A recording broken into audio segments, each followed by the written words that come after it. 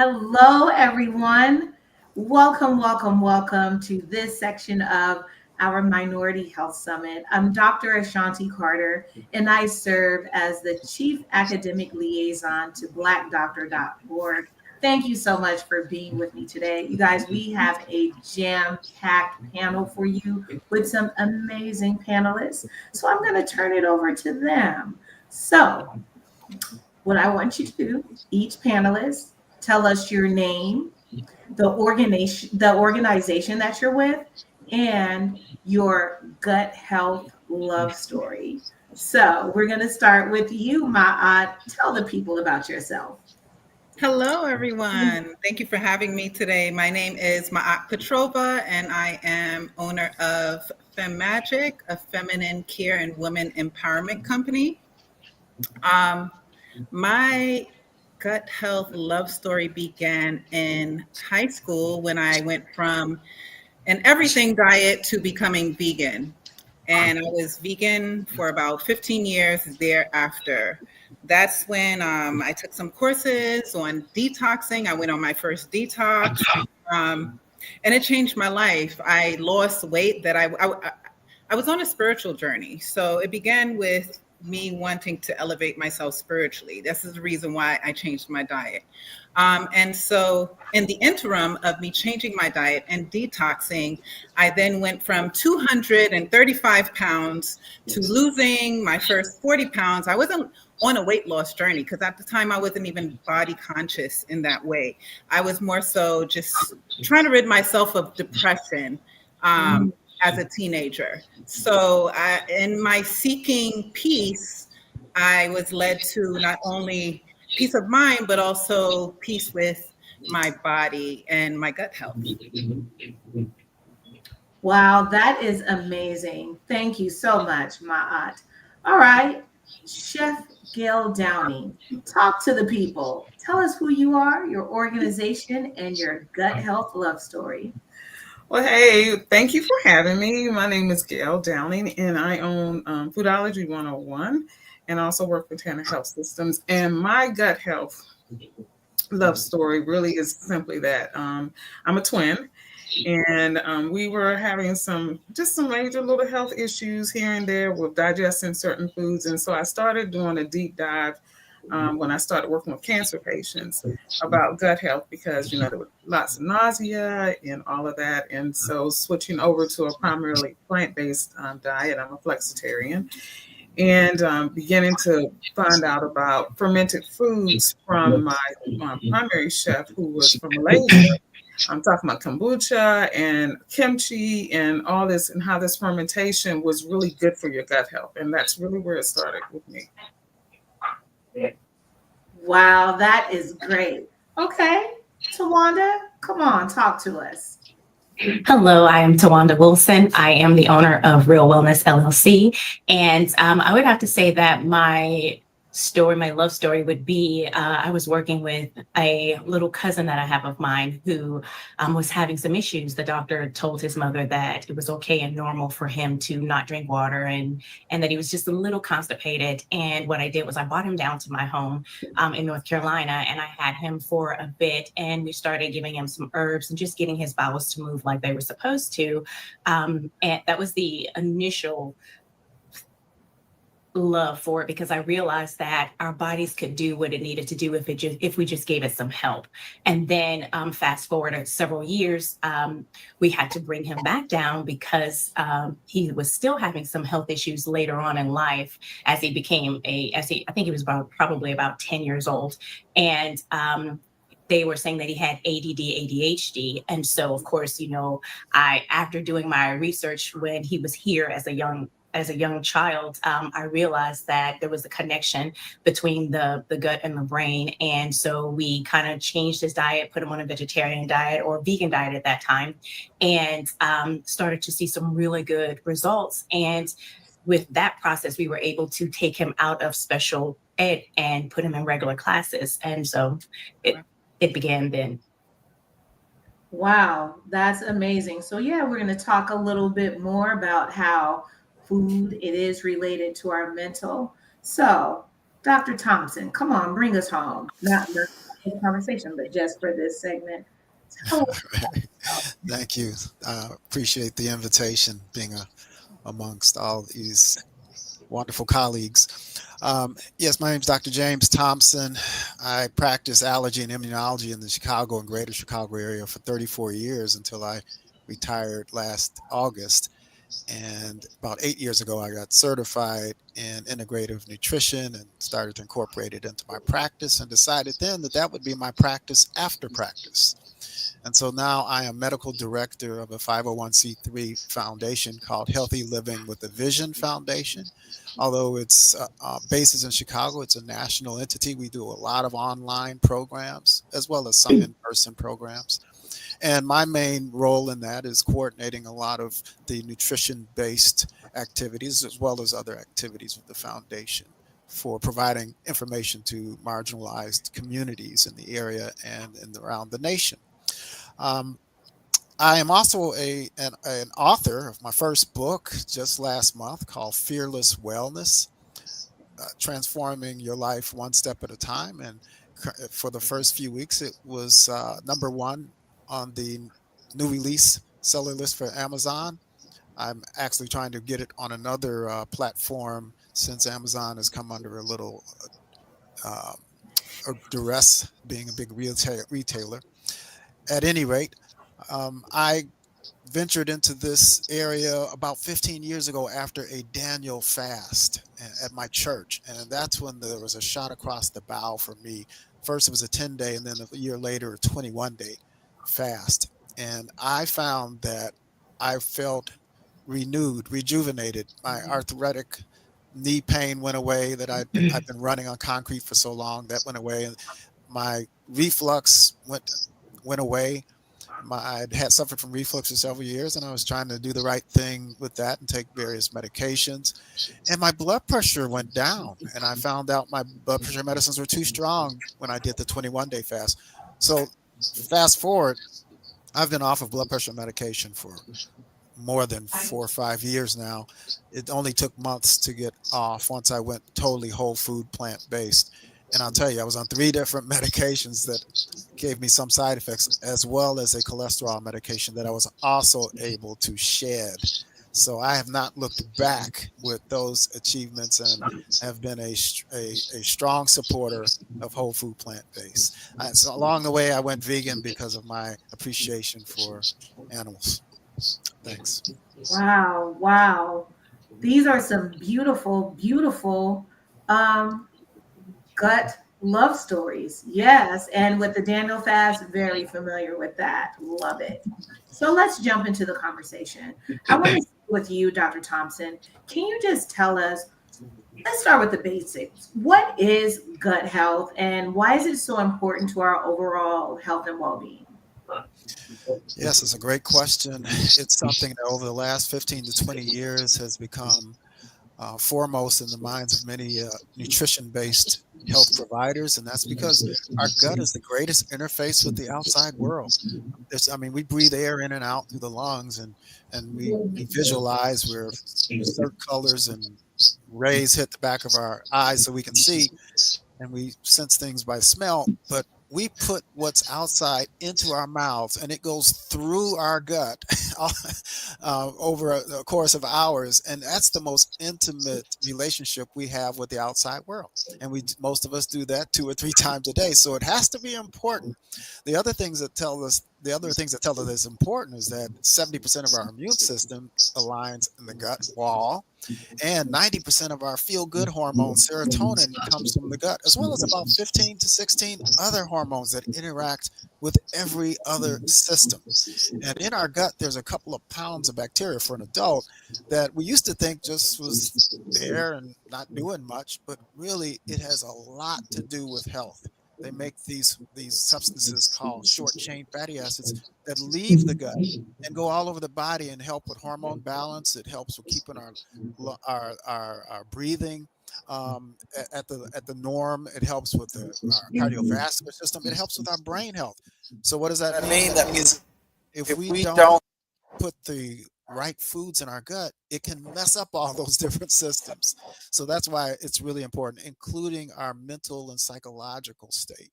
So there's still an early phase in understanding all of this, but we know there are lots where they're called microbes and our microbiome that interacts with every aspect of health. Diabetes type 2 can be reversed when we do it right with the food choices and some of the other lifestyle changes. Cardiovascular disease, dementia, Alzheimer's, so much is impacted. Many of the female related diseases like PCOS, various other hormone related cancers. So really almost the sky's the limit with what you can achieve with good food choices. And you said so many things that pricked my ears, but I want to stay on this, and I want to bring my aunt and Tawanda into this. So you talked about Dr. Thompson, just like with our gut health and then with the hormones, right? And so like diabetes, right? Talk to us about just with gut health and the foods that we're choosing. How is that related to diabetes? Because in the Black community, oh my goodness, our rates of diabetes and even obesity and cardiovascular disease. Just stick with me a little bit with the hormones, though. How does that impact diabetes? Take it away, Dr. Thompson.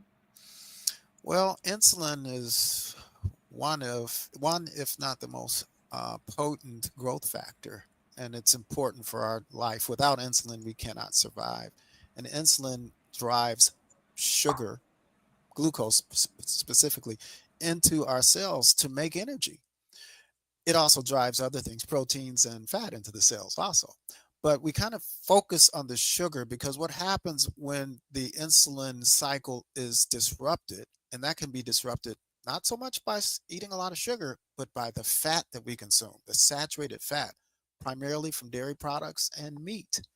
That can disrupt our cells being able to properly sense insulin, and so there's insulin resistance that can occur. So insulin resistance for type 2 diabetes precedes the diagnosis of diabetes. There's a type 1 diabetes that is really an autoimmune disorder where the insulin making cells in the pancreas are destroyed by some of our own immune cells. But the most common type for older children and adults, actually the most common type in this country, is type 2. And that's a lifestyle. That's a lifestyle-based disorder. Yes, there's some genetic connection, but it's more to do with lifestyle. And so it starts with the saturated fats that can cause the insulin resistance. Then insulin gets kicked out even more. Our pancreas at that time is still working. But since our cells aren't sensing it like it should, it has to kick out more than it should. And eventually the pancreas conks out. And that's when oral medications are not enough. And so then you can suffer from diabetic related diseases. So it's really the insulin resistance, and that can also cause you to gain weight, and then that can lead to more inflammation, and that can lead to the targets, the end organ target cell damages like kidney damage and damage in the eyes of the retina and damage of the blood vessels in the feet, causing some problems with blood flow. So a lot of those things occur, but the starting point is often from our diet. Right. So my aunt, talk to us about just like with, and thank you for that, Dr. Thompson. That was great. Talk to us just with gut health and obesity. How does that relate? Let the people know. Well, I found it alarming that about 50% of Black women over the age of 20, according to the CDC, are obese. Wait, my wait. Say that again, because 20 something, that's young. Say it one more time. Women over the age of 20, Black women over the age of 20 are more likely to have or to be obese. Yeah. Wow. And that's hard for us to hear, because think about it. Well, I'm far from 20, but just think about, our metabolism, right? Yeah. And how we could, when we're in college, we can eat those potato chips and all of that and be on our way, and it's just burning and burning and burning. And so with that, that's alarming. That's frightening. Chef Downing, talk to us about the everyday foods. What is it that we can eat every day that can support a healthy gut? Oh, And then what are some foods that can harm it? Because I talked about those yes. potato chips. Well, I'm glad you asked. First and foremost, whole plant-based. And I think one of the challenges that I've seen is that we have gotten away in the Black community with eating vegetables. When I grew up, and I'm 60, my mom always made sure we had plenty of vegetables on the plate before we fed a whole family off of one chicken, but now, people eat 2-3 pieces of meat. And I see y'all nodding your head because, when we grew up, a kid would get like a wing and that was it. I've known people to give their kids 3 pieces of chicken and they're not even 5 years old yet, And so when we talk about our gut health is affected by processed foods. It's affected by things that are not being processed out, or should I say the enzymes are not able to break down. And so that's when you get all this unhealthy things in your gut. And so what I found is that most people do not eat enough, and we call them scrubbers. So our non-starchy vegetables in our gut, and as it processes through our small intestines to our large intestines, through our colon, we're scrubbing all the bad stuff, binding it and helping it get out. So if we eat more plant-based, if we eat more whole vegetables, more whole grains, and a whole grain does not mean wheat bread. A whole grain means barley and millet and quinoa and, these that has husk and hull still on it, that's going to help scrub and get it out of your body. This is how we improve our gut health. Wow, I love it. I love it. So Tawanda, just with the work that you're doing, what foods have you seen that actually harms our gut health? That harms the gut health? I would probably have to agree with Ms. Gail. The processed foods are going to be major, the meats and the dairies, because we can't digest dairy products, right? So I think that those are going to be your main staples that you want to focus on or to eliminate out.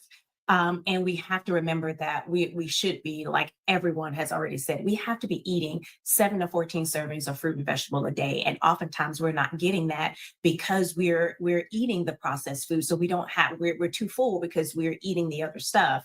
And so that affects our gut health majorly. It affects inflammation in the body, which of course affects the gut health. And leading to all these other things. But can I say one thing? Because I'm over here screaming like with you guys talking here. Like, just y'all are so on point with everything. And it's just so wonderful to be a part of this panel. But we have to remember that our gut, diabetes starts 20 years before, it takes 20 years to get it, right? So when you mention potato chips and in college, we have to remember that a lot of these things are happening in college when we're younger and when we're in college age. So what we do when we're eating the chips and the juice boxes and all that stuff, we're setting ourselves up for high blood pressure and diabetes. And no, it's not hereditary, but like doctor said, we may have the genes and we're turning them on by the processed foods and everything else that we're doing. And now I'm going to stop. I'm sorry. I was like fire over here. No, this is what it is. This is a conversation. It's not, just, we're being so buttoned up. No, this is a conversation that our people need to hear, right? Me included. Yeah. So all of us need to know, because health is wealth. Health is wealth. So it doesn't matter how much money you have. If you're in that hospital bed, or you are a double amputee, whatever that is, health is wealth. And so we want to make sure that we actually share the knowledge with our folks. So just staying, we've talked about the food. Let's talk about those habits. And I remember with me, I was actually 100 pounds heavier, and oh my goodness, working a lot. It was hard to sleep. Ma'at and Tawanda, talk to us about how sleep can just have this detrimental effect to your gut health. I'm going to start with you, Ma'at. Well, I first want to say, in respect to all the negative things that were said today, I was her, except it was before the age of 20. before I made that change in high school. You know, I was depressed because of poor gut health, because of my poor diet, because of eating processed foods, fried foods, all the meats, dairy, lots of sugar, alcohol. That was me. And I was 235 pounds. I am now 165, right? But I'm also 6'1". So I was all the negative things. That was me. I was her. So anyone who's watching this, don't think that, you know, for me personally, that I'm beyond that, because I am, if this is you right now, I was her. However, you can change that around 360 degrees. And so your when it comes to sleep, when it comes to relaxation, and it comes to having a sound mind and a positive mood, that is all affected by your gut health. Now, when you are under distress because of the foods you're eating, the environment you're in, your job, your family, your lifestyle, it is going to affect your sleep. And these are the things that breaks down our gut health, our gut flora. It weakens it.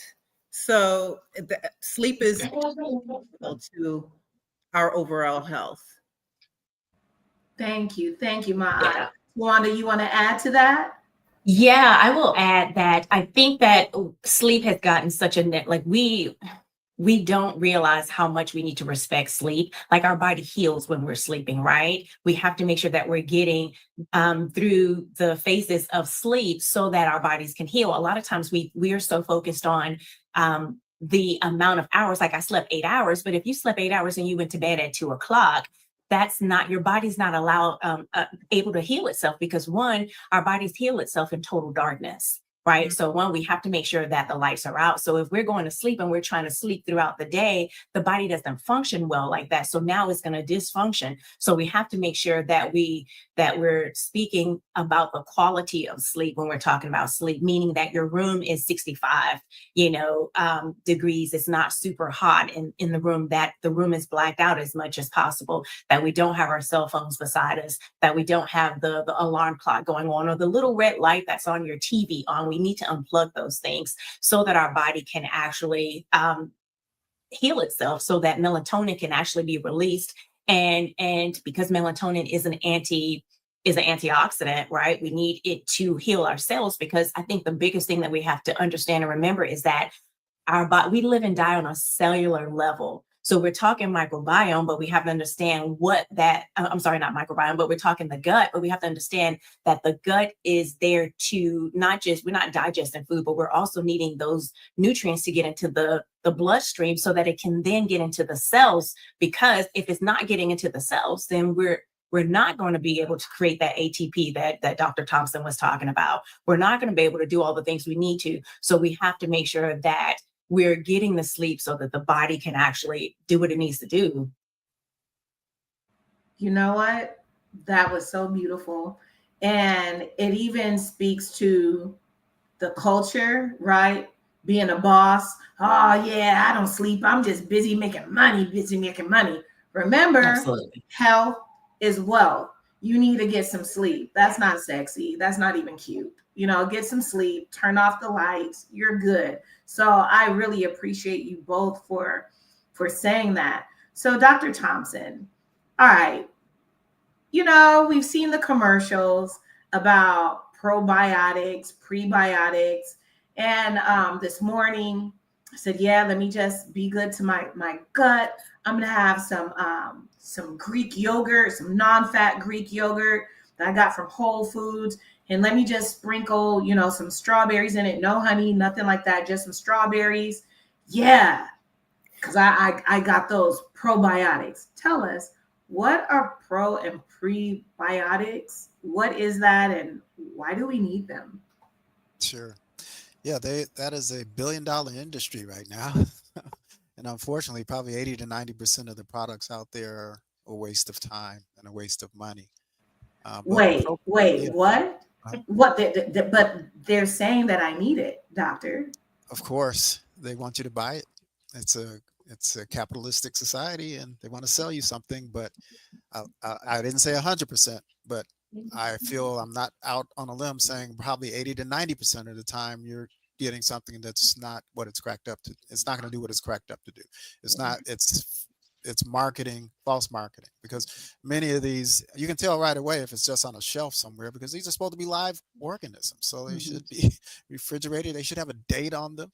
They should have some quality assurance measures, but we are talking about something that's not a prescription, so they don't have the regulation that prescription medications have. And not that we should be on those. I'm just saying that you can't be sure of what you're getting with these things. So we really need to vet them to the best of our abilities to assure we're getting what we think we're getting, that we're getting those billions of colony units that it says we should be getting. My preference is to not so much get probiotics into my body or recommend them for others. I think in certain situations they may be helpful. There's some skin conditions that have been shown and scientifically for it to help. There've been some other circumstances too, but in most, I think you should get your probiotics from natural sources. So that's fermented foods like sauerkraut. Now, I grew up despising sauerkraut. Someone I think gave me a Reuben sandwich and I just hated it. But now I'm more knowledgeable, and I think my taste buds have changed, I guess, and I like sauerkraut. It's kind of salty. I'm a person that has to watch my salt. So we're just talking about a forkful that I add, but I know I'm getting not just 1, 2, or 3 the probiotics that someone selected to sell on a shelf, most of which can't get past your stomach alive, because these are supposed to be alive organisms that that give you back these short chain fatty acids I was talking about that can go all over your body and also help the lining of your colon. But a lot of them can't even get to your colon. So that's one problem. And the other is there's most of these are resistance. Many of these products are resistant to antibiotics. And we do have a problem with antibiotic resistance in this country. I'm researching that a little more to just see how of a real factor that is, but I do know that a lot of these products are resistant, and they're not great standards on how much you should do, how often you should take. They want you to just take this every day and have you on the hook to buy these things for the rest of your life. But you can get this from fermented foods where you have colonies of a diverse set of microbes that can help rebuild or rejuvenate or maintain your gut microbiome. So I'm not a big fan of the probiotics. What are probiotics? They are living microbes that are either in fermented products or that are produced commercially. Usually when they're produced commercially, there's 1, 2, maybe no more than usually 3, 4, or 5. But we have hundreds of different species in our colon that makes us healthy. And the more diverse we eat, the more good players we have that are part of that microbial system. Now, prebiotics are the food that are probiotics that our bacteria in our gut live off of. So I won't say probiotics, I'll just say our microbes in our gut live off of prebiotics. And what do our microbes want? Fiber. They live off of fiber, and only plants make fiber. There's no fiber in dairy, there's no fiber in eggs, there's no fiber in meat. Only plants raise. So that's another reason why I think get the meat off your plate and the dairy out of your cup and off your plate, because it's an opportunity cost where those calories could have been from fiber. And there's not just fiber. There's also something called resistant starches that are also plentiful in beans and some other foods, and they also, like fiber, get fermented by our gut microbes. And there's something called polyphenols that are in those colorful fruits. When you hit the grocery store and either make a sharp right or left at the periphery where you should hang out, you see that rainbow, nature's rainbow, not that rainbow of boxes and bags that try to get you to get that poison, but the rainbow of nature's poison. You see the nature's nutrients that have oranges and greens and all those things. They all have fiber. They all have amino acids. So when someone asks you that silly question, where are you going to get your protein? You're going to get it from plants. All plants have protein.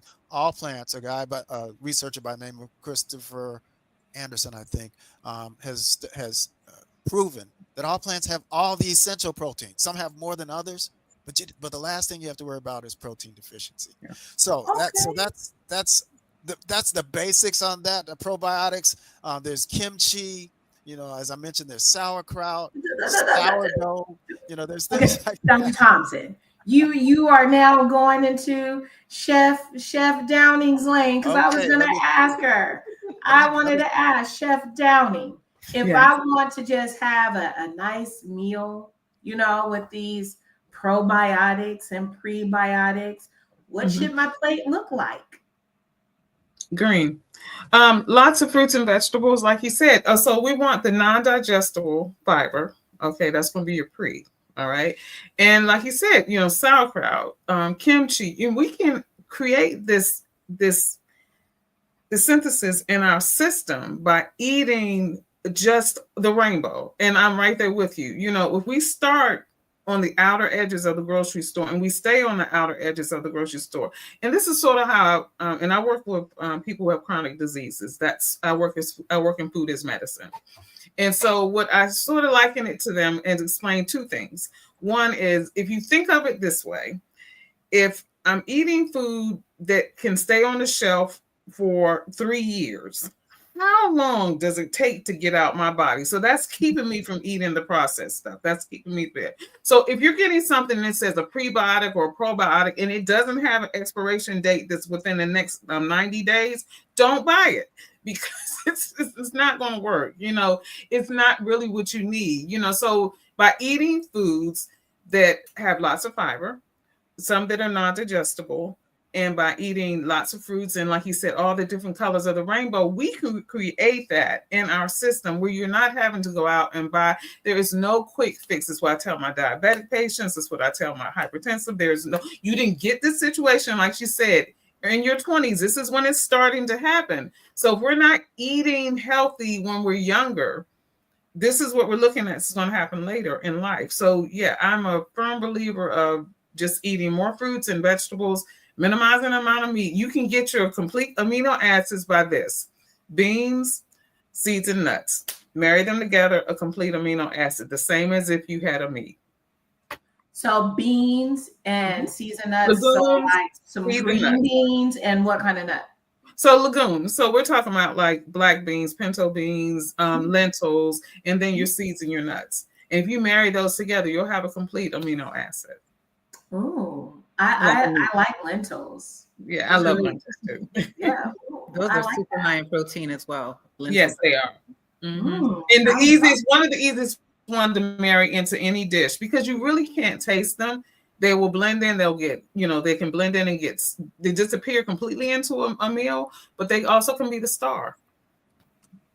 Yeah. And don't worry Okay. But you said something. Hold on.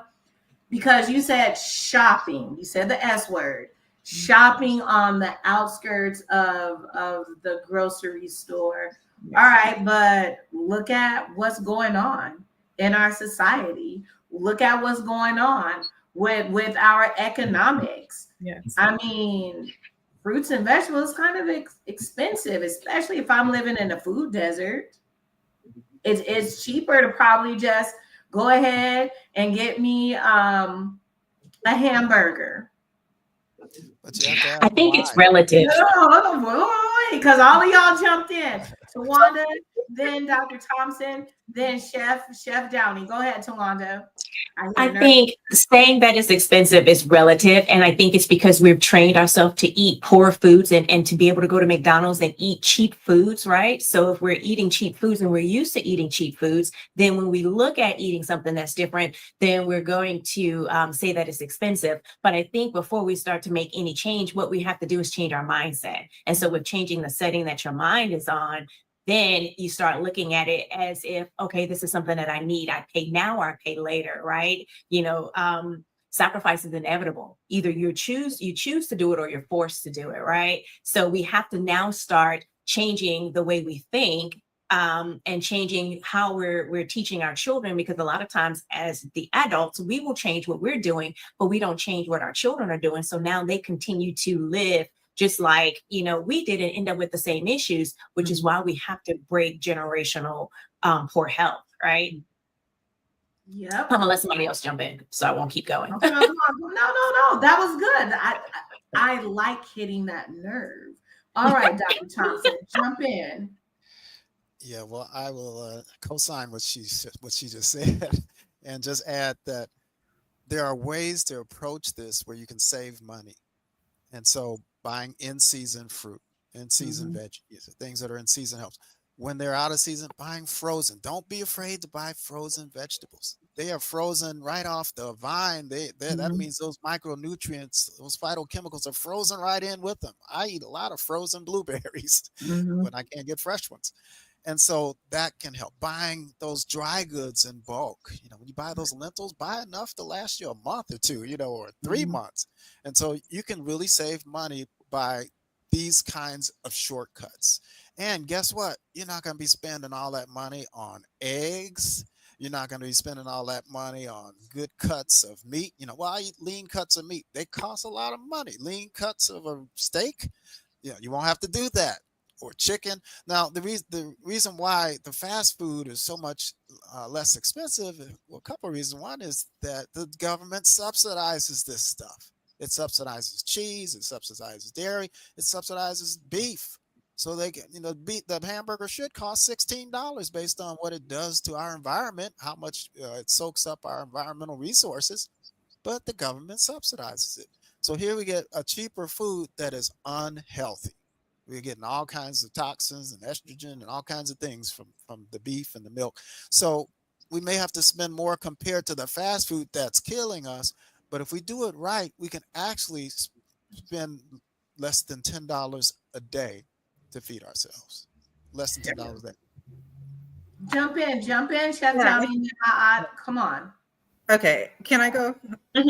Okay, I just want to say, fast foods being cheaper is such a big myth. Meals these days are $10 to $15. If you go to the grocery and you buy a bag of lentils that can feed an entire family plus some, you buy a bag of rice, you buy a bag of greens, whether it's kale or collard greens or whatever type of greens you like, that is going to be less than $11. I love Absolutely. it. And I know there's so many different. That's how I shop. So and there's so many different. It's such a big myth that these fast foods are cheaper because they are no longer cheaper. And I think you said the $5. Somebody said $5 for a meal, and so no, you can't really get one for $5. But if you say you got a family of 4. Okay, and you're spending $5 or $6. Okay, so 6 times 4 is $24. Do you know how many vegetables I can buy for $24?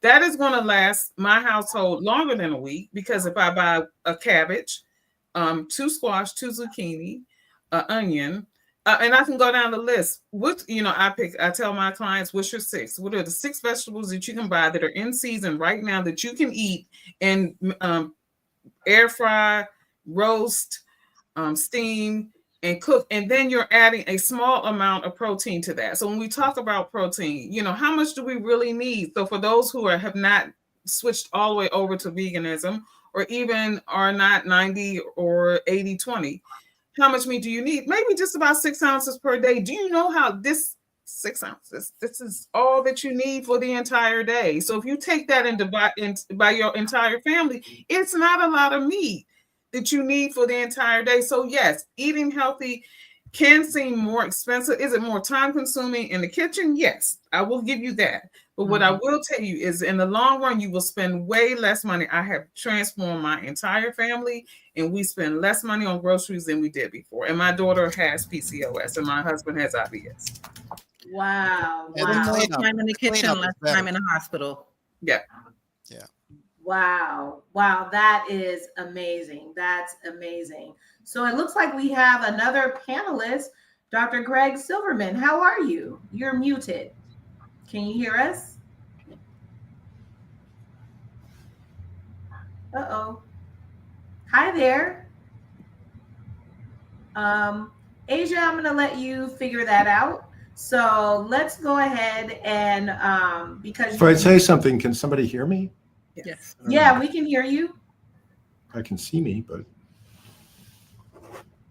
All right.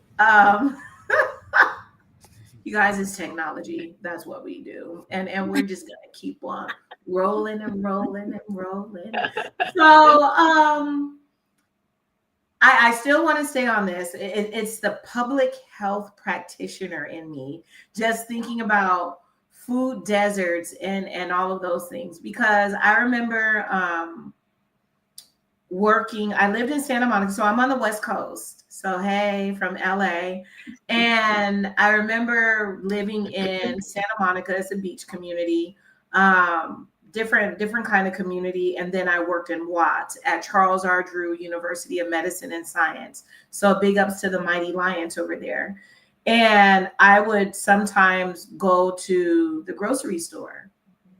Man, those fruits and vegetables and Watts, they didn't look like the fruits and vegetables in Santa Monica. What do you say to our residents that are maybe living in a lower resource community, and it's like, you expect for me to eat that? What do you say to them? Somebody jump in there. I think our health is a choice. And I lived in an area where there was a food desert, and our fruit and veggie did not look like it did in other communities. And it had to be a choice for me. And I was 18 at the time. I had to go to other stores in order to get it. And I had to get someone to drive me because I didn't have a car. But it was what I chose to do. It was an intent, right? One, I intended to eat differently. I did not grow up eating broccoli. I had no idea what broccoli. I learned veggies and fruits when I was in my 20s, because we ate the basics, the green beans and the lima beans, and the can. Everything was from the can, unless we were eating iceberg lettuce in a salad. Right. So we do have to, do our own research, and we do have to find what works for us, just like we find everything else that we want to do. Right. We're going to have to go outside of our norm in order to do something different. I love it. And you said making the intent. And then not only did you intend, you put action behind it, where it was, hey, I don't have a car, so someone drive me. So I believe we have a question from the audience. All right. Does everyone's gut benefit from a plant-based diet? Are there some people who are better off with animal products? Come on. I see you, Dr. Thompson. I have to say potentially everyone, because we were designed to take in plants. The way our gastrointestinal system's designed, the way our jaw structure, our teeth, we don't have those long canines to slash through meat we're chasing after. We come from a situation hundreds of years ago where we were running away from the meat. We weren't running after the meat.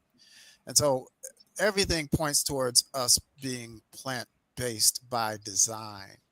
Now, reason why I don't say 100% is because there may be people that have some allergies to certain foods, and as an allergist, I have to always have to acknowledge that and bring that up. So, but the nice thing about it, there's more than 100,000 different foods out there. Maybe not at your local grocer, but there's over 100,000 foods. So we can be so diverse. We can stay away from the things that really bother us, whether it's allergy or irritation or what have you. So no, it's food. Meat is not an essential macro ingredient. It's not a macro ingredient anyway, but I mean, it has protein in it, but it's not essential. You can thrive without meat, fish, or dairy. You're right. I've done it before. Like I said, I was 100 pounds heavier. Yes, I do eat a little bit of meat, but not as much as I used to. And it does, it has helped. So, Chef Downing, I have a question. Yes. What are 3 small, affordable changes people can make today to support their gut health? You talked a little bit about those lentils, right? Getting those back. You and Ma'at talked about that. What are some other affordable changes? Okay, so what I share with my participants in my Food is Medicine programs, it's simple. Drink more water, because most people are dehydrated. They don't drink enough water, and we need water in our gut in order for it to work. The second one is just add, right, look, me, add more vegetables to everything. So they laugh when I say we can add vegetables to breakfast, but we can't, okay? Because what I tell my participants is, say for instance, at night I cooked, I had a little kale left over. Well, throw that throw that in your eggs in the morning, or throw that in a bowl in the morning. So you could have quinoa and then just have whole grain bowl with vegetables on top of it. That can be your breakfast, and then add some cranberries to it. Ta-da! I've just changed it to something completely different. And the other thing that I share with people is don't be afraid of trying new things. Try at least one new thing every month. So if you've never had kimchi, try it. If you've never had sauerkraut, try it. And if you tried it and you don't like it, how can I take that and add it to a dish where it's more palatable? Because here's the thing: if a doctor tells you got to take a medicine, if it's disgusting, you still take it. But the minute we tell people, "Hey, can you try eating this?" and I don't like zucchini, or I don't like. But you'll take a pill for the rest of your life. They could kill your kidneys, your liver, and everything else. But you'll take that. But you won't try to eat something that's going to be healthy for you.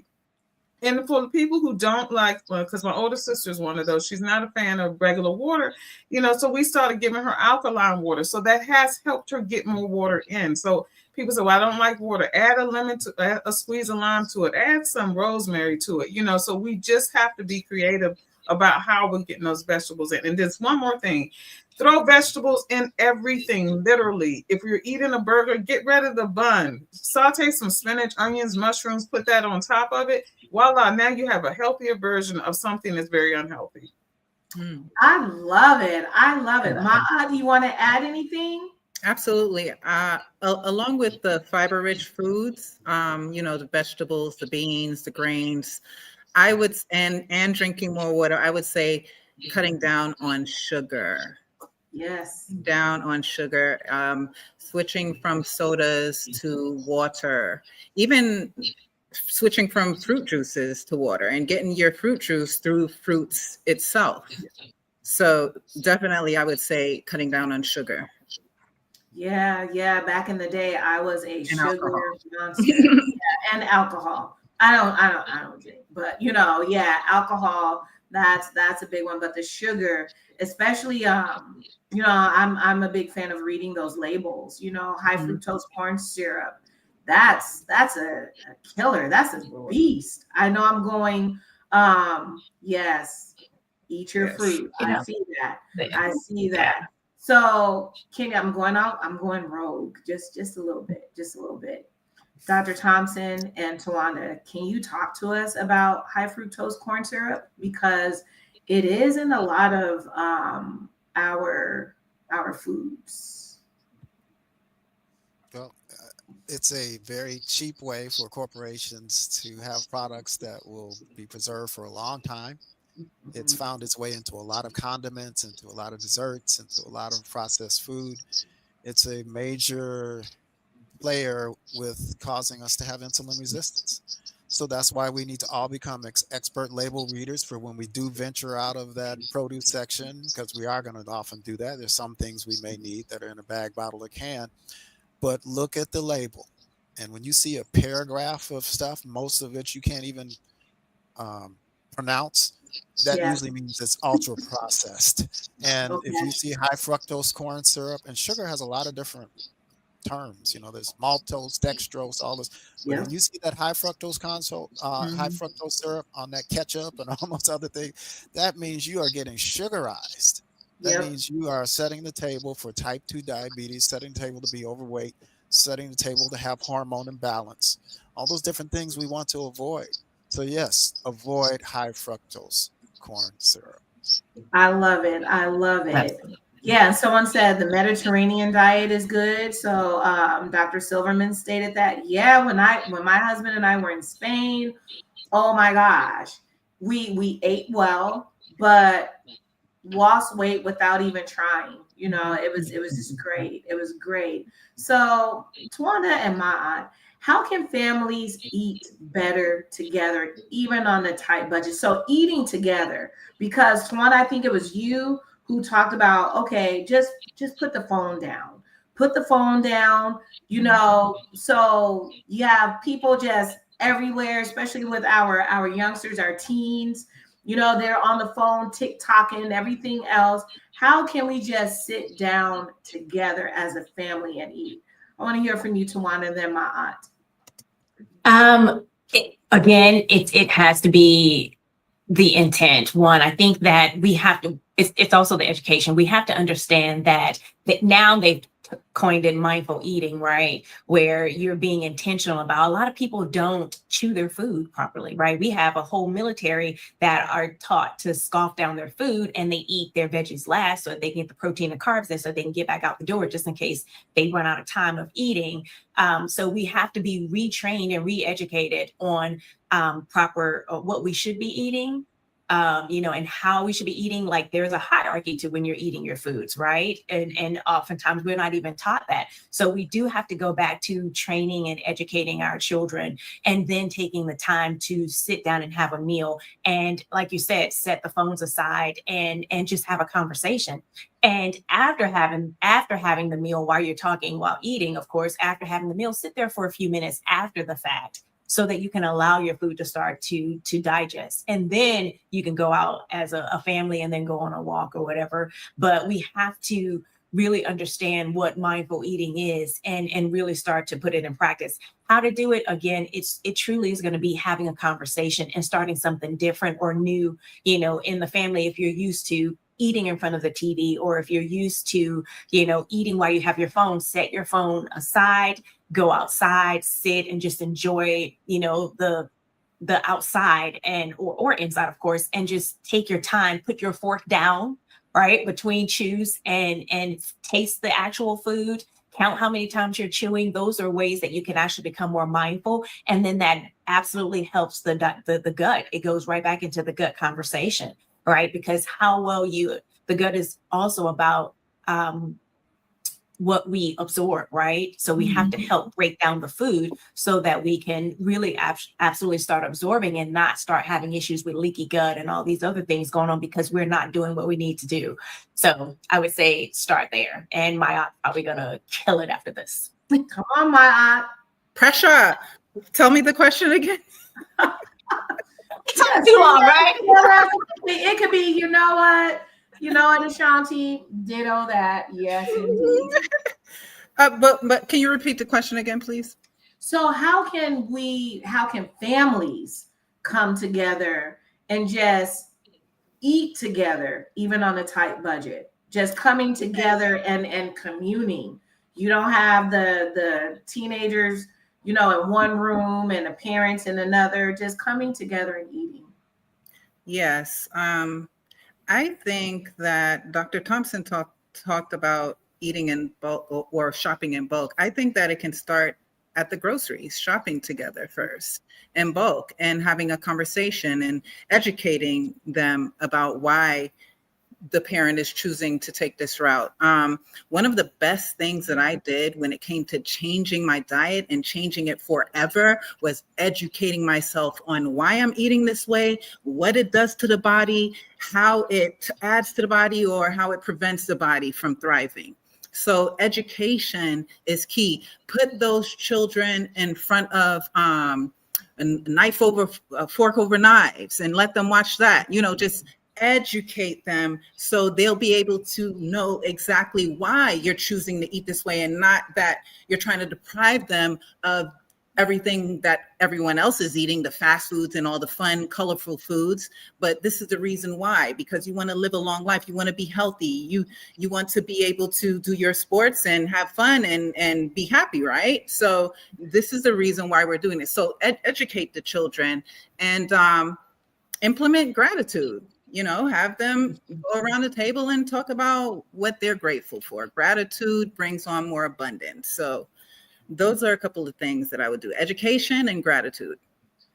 Ashanti, can I piggyback on something she said? Yeah. I raised 3 children that were vegan. My children are now 31, 30, almost 32, 30, and 26.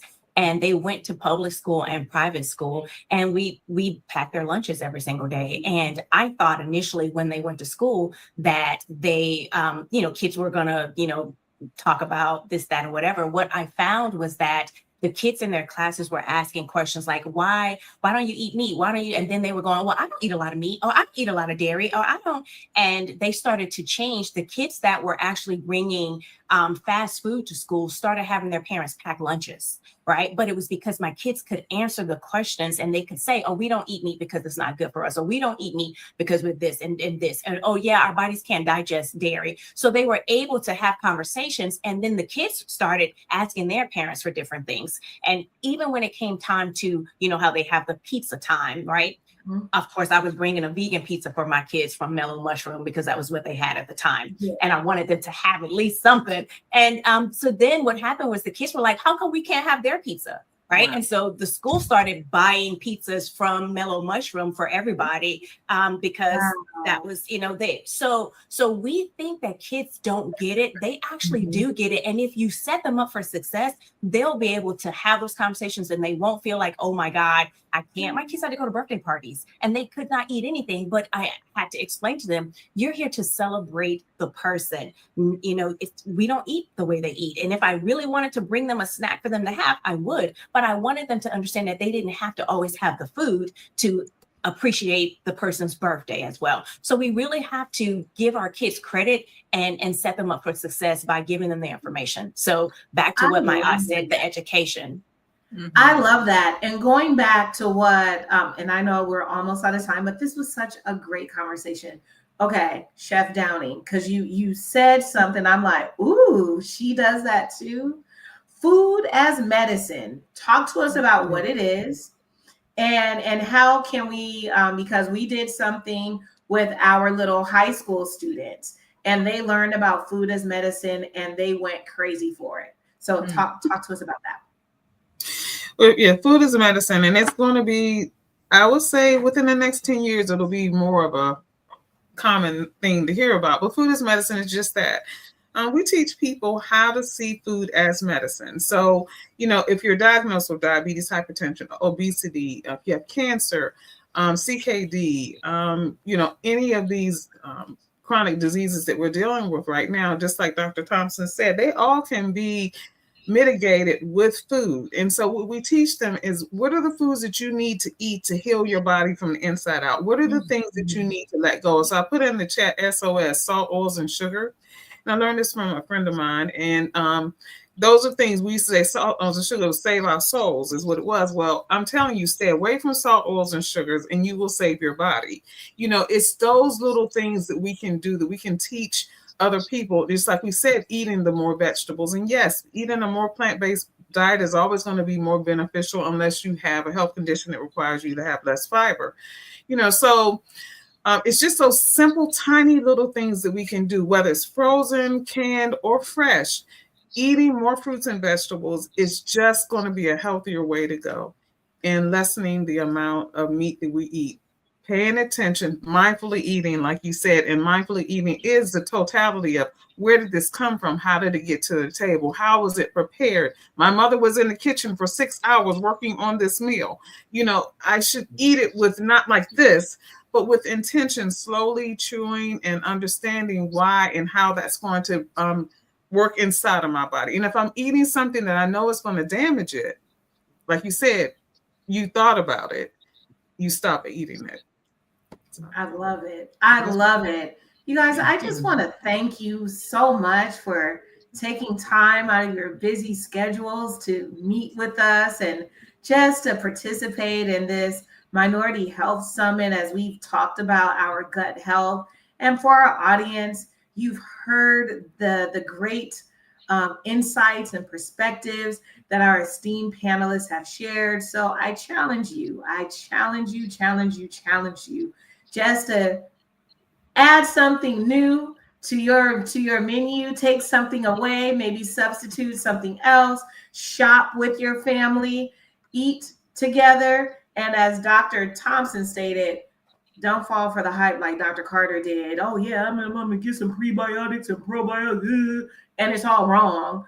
Right. So do your research. And yes, I fell for it too. I have a master's in public health, and look at me.